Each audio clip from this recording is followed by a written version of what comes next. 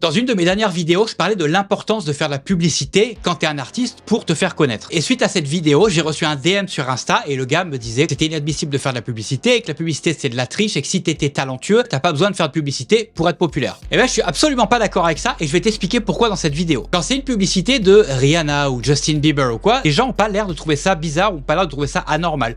C'est comme ça, c'est normal. Alors pourquoi ce serait normal pour des gros artistes comme ça, mais pour des petits artistes ce serait anormal de voir leur publicité? Dans le fond, quelle est la différence entre toi qui fais de la publicité pour ta musique sur Facebook, Instagram, TikTok et Daft Punk qui fait de la publicité dans tout Los Angeles, sur tous les murs de Los Angeles pour promouvoir la sortie de leur nouvel album?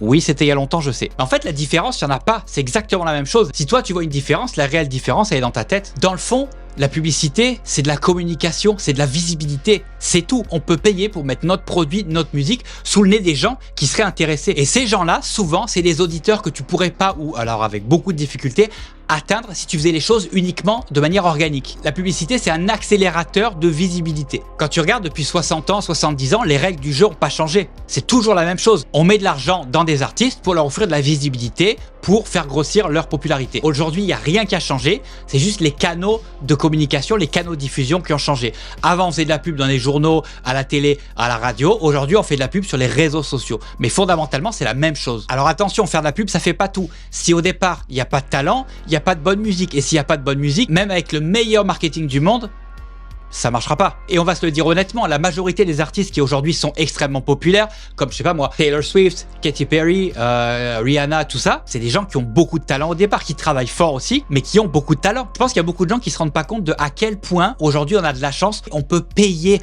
pour de la visibilité. Dans le temps, je reviens à ce que je te disais tout à l'heure, il y a 60-70 ans, on pouvait pas, monsieur tout le monde, n'importe quel artiste pouvait pas payer pour de la visibilité parce que c'était trop cher. On pouvait pas faire de la pub à la télé, on pouvait pas faire de la pub à la radio, etc. On ne pouvait pas faire ces choses-là parce que c'était pas accessible pour nous autres. Aujourd'hui, avec 100, 200, 300 euros par mois, tu es capable de faire grossir ton audience et ta base de fans. La visibilité est accessible à tout le monde. Avec une bonne stratégie, tu peux vendre des caisses et des caisses d'albums et tu peux remplir tes salles de concert. D'ailleurs, pour les concerts, c'est exactement la même chose encore une fois. Avant, qu'est-ce que les grosses maisons de disques faisaient?